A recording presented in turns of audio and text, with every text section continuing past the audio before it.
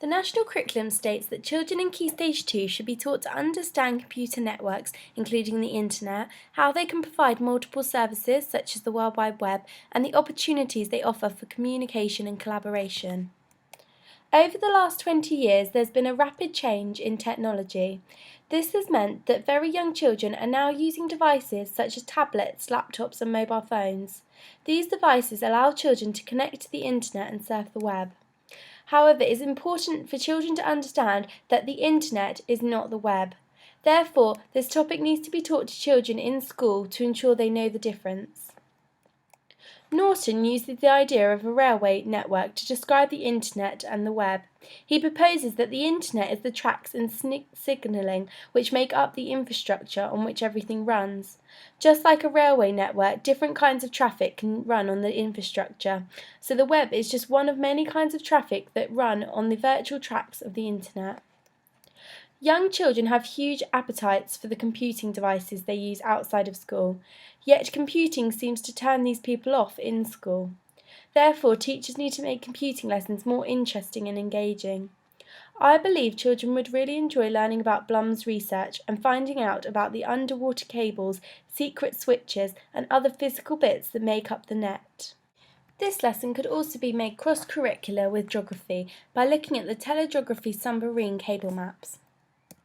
Once children are connected to the internet, they are exposed to the dangers of being online. It is the teacher's responsibility to ensure that all children in Key Stage 2 are taught to use technology safely, respectfully, and responsibly, recognise acceptable and unacceptable behaviour, and identify a range of ways to report concerns about content and contact.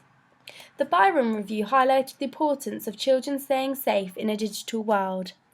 Byron states that the rapid pace at which new medias are evolving has left adults and children stranded either side of a generational digital divide.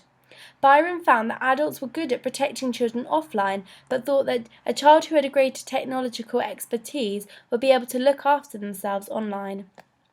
However, this is not the case, and schools need to implement a filtering system to prevent inappropriate content. On the other hand, Bechter would argue that a filtering system is not always a foolproof method and suggests that schools need to go even further to protect children online. Whilst on Block School Experience, I observed children using the classroom laptops during wet play. In this time, the children would play games and had free range to visit any web page they liked.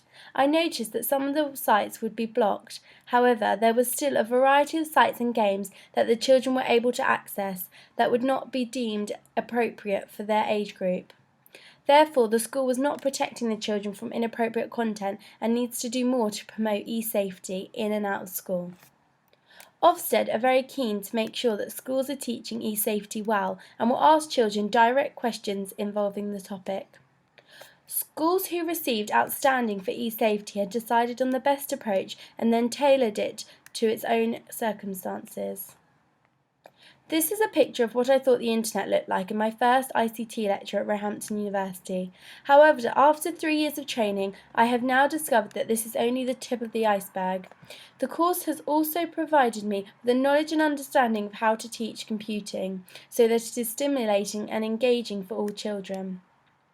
Harrison proposes that we need the school curricula to engage children better if the next generation are to engineer technology and not just consume it. Furthermore, this lecture has highlighted to me the importance of teaching e-safety to children and the variety of simple ways it can be implemented effectively in the classroom. The UK Council for Child Internet Safety has developed the Click Clever, Click Safe code. I would definitely use this code in the classroom as a constant reminder for children to stay safe online.